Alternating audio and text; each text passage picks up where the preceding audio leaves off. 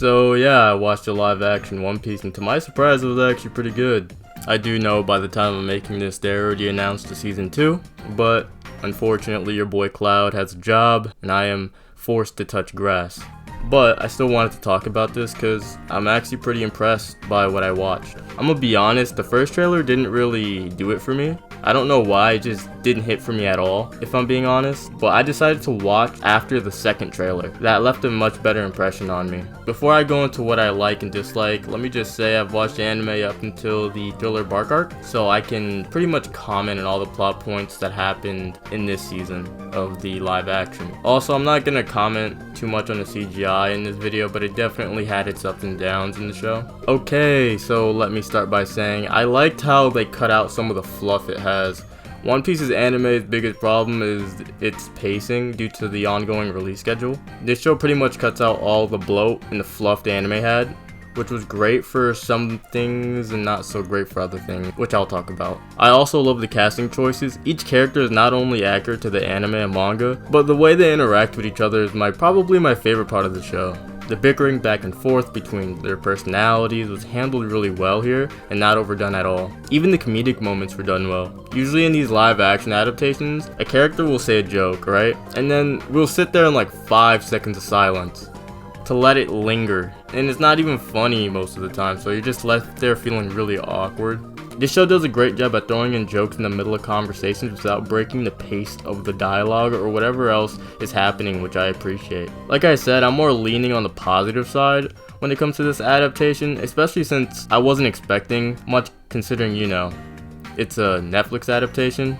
Yeah, we love those. While it wasn't some perfect adaptation, I think it would be great for a newer audience who doesn't know much about the anime or had never heard of it, or who doesn't want to start like an over 1,000 episode show understandably. One of the things the show fixed for me personally was the way they handled Usopp and Buggy the Clown. In the anime, Buggy was very meh to me as a villain. I found him more annoying than entertaining most of the time, but in the show it makes him shine and shows how intimidating and messed up he is. And you get why the villagers are actually afraid of him. Because when Buggy was first introduced in the anime, I was like, really? All the villagers are afraid of him? I mean, look at him, he's so goofy looking.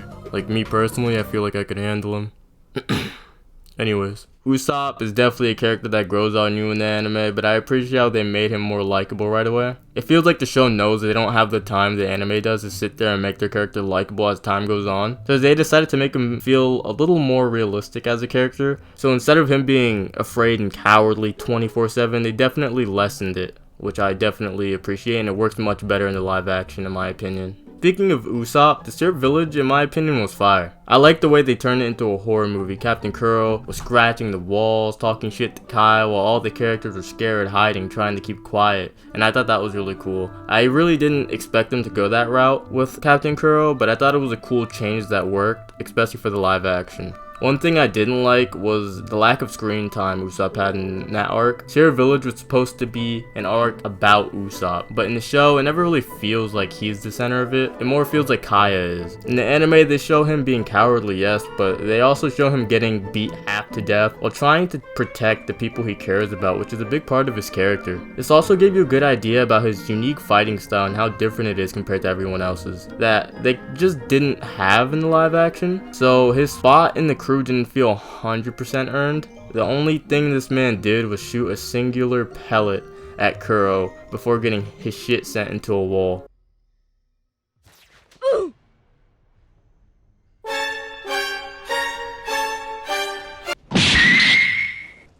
Justice for my boy Usopp had me feeling bad for him. I can forgive this though, and it didn't ruin the experience for me because I understand time constraints and budgets, and with the amount of episodes they had, kinda have to move on faster than you would otherwise. Other than my few gripes with Syrup Village and Usopp his character arc, I'd say this arc in general was very fun in the live action, and one of the ones where it felt well paced and the characters outside of the crew felt like they got to settle down and got a decent amount of screen time. Also, shout out to my boy Usopp for getting that kiss from Kaya. That was crazy. Good for him. I wasn't expecting that. Besides that, I'd say Baradier arc was okay, with Mihawk and the crew's interactions being a standout. This was one of the arcs that felt extremely fast paced, unfortunately, and it felt like we moved on way too quickly from. I have the same problem with Sanji that I have with Usopp, and the fact that their spot on the crew didn't feel 100% earned as in the anime really. In the anime, Sanji starts fighting for his dream after seeing Luffy beat Don Krieg and Zoro fighting Mihawk. Those were big moments for him where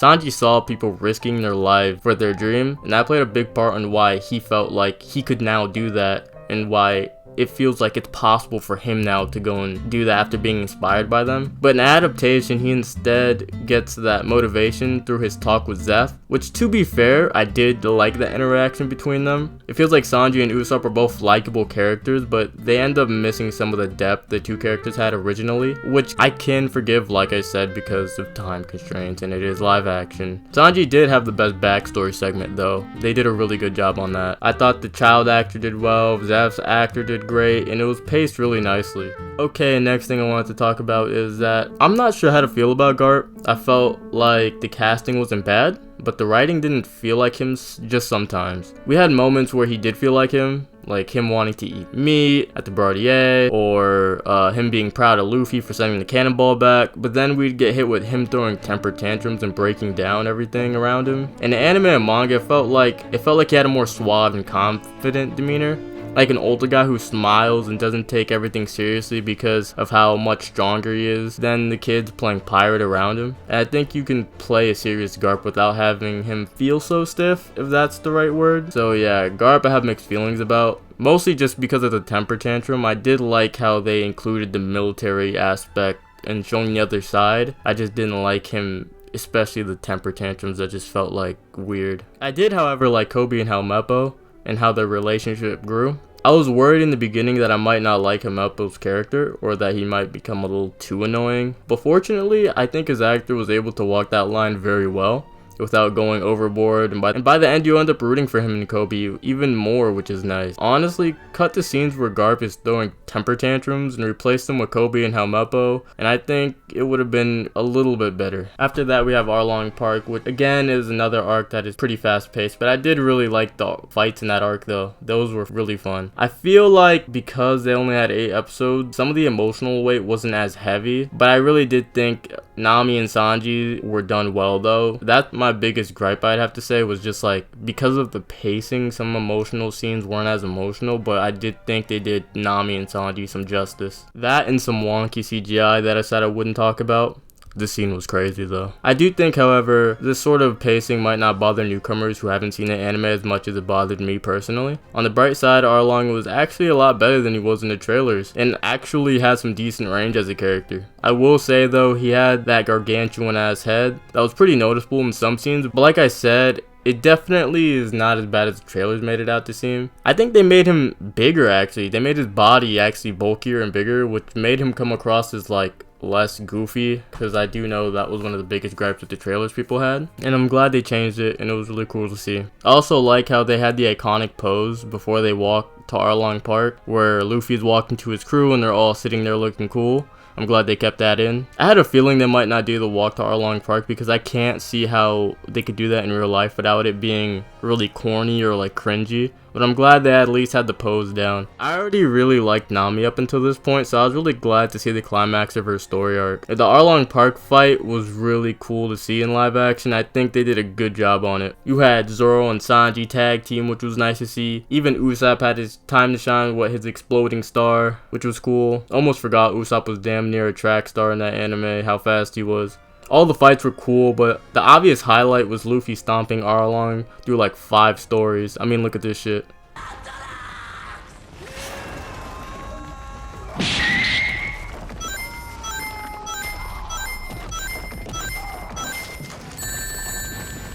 Me personally, I would never let no man stomp me out like that.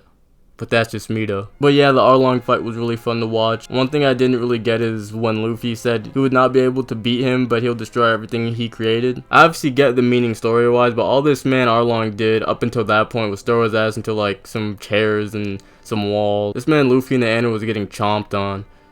But anyways, it wasn't that big of a deal or anything. But I was like, damn, Luffy feeling like that already? But yeah, I'd say this arc was solid, besides the pacing being a little too fast. They were able to pretty much cover all the important moments we were waiting for, which I do appreciate. So overall, I enjoyed it. While it wasn't perfect, but I have to say, I can't think of any live action anime adaptation that's done better than this one right here. It had story changes, sure, but it did hit all the important moments that people wanted to see pretty well. I'd say my favorite part of the show, like I said before, was the crew's casting and interactions. They both nailed those things, in my opinion, and my least favorite was the emotional moments, because it felt like a little rushed. But that was about it. If I were to rate this adaptation, I'd give it a strong 7 out of 10. And considering how big this show is currently blowing up, I'm pretty sure the season 2 is going to be even better, with hopefully more episodes and a little bit of a higher budget, so we can flesh out some of the story things a little more. So tell me what you thought in the comments below. Did you think it was good, bad, or anything? Do you personally feel like they can do something better for season 2? And are you excited for if and when it comes out? So yeah, that's all I want to talk about. So yeah.